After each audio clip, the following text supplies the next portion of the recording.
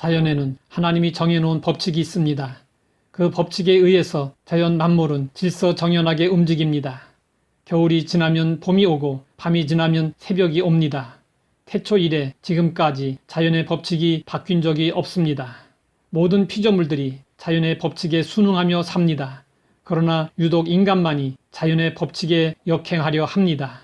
자연의 법칙에 대한 도전이나 역행은 언제나 인류에게 재앙을 가져다 주었습니다.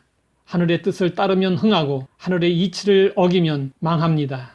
우리는 하나님이 정해놓으신 자연의 법칙에 순응하며 살아야 합니다. 물은 자연의 법칙에 의해 위에서 아래로 흐릅니다. 물은 아래서 위로 흐르는 법이 없습니다. 물은 높은 곳에 놓아도 언제나 낮은 곳을 찾아 흐릅니다.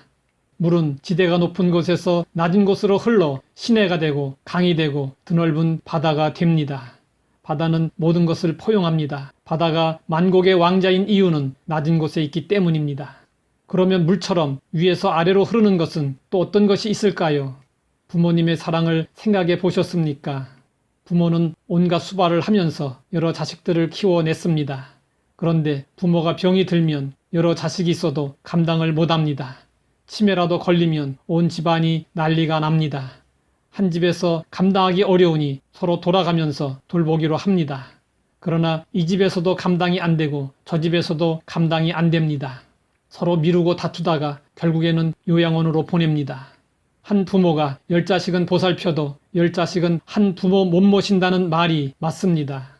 부모는 자식을 사랑합니다. 사랑하지 않으면 견딜 수 없습니다.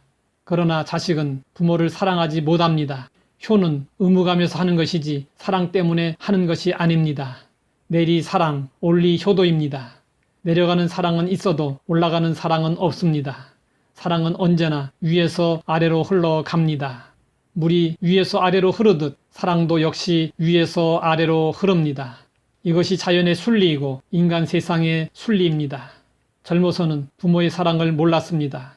보이지 않는 부모님의 헌신과 사랑으로 오늘의 내가 존재한다는 것을 몰랐습니다. 부모님의 배려와 헌신 덕분에 편했던 것을 예전에는 알아차리지 못했습니다. 그러나 나도 부모가 되고 보니 나도 자식에게 내 부모님이 했듯이 그렇게 하고 있고 비로소 부모님의 사랑을 알게 되었습니다. 지금 자식들은 내가 그랬듯 부모의 사랑을 알아차리지 못합니다. 아무리 대단한 자식의 사랑이라도 부모의 사랑을 넘을 수는 없습니다. 물은 위에서 아래로 흘러갑니다. 사랑도 위에서 아래로 흘러갑니다.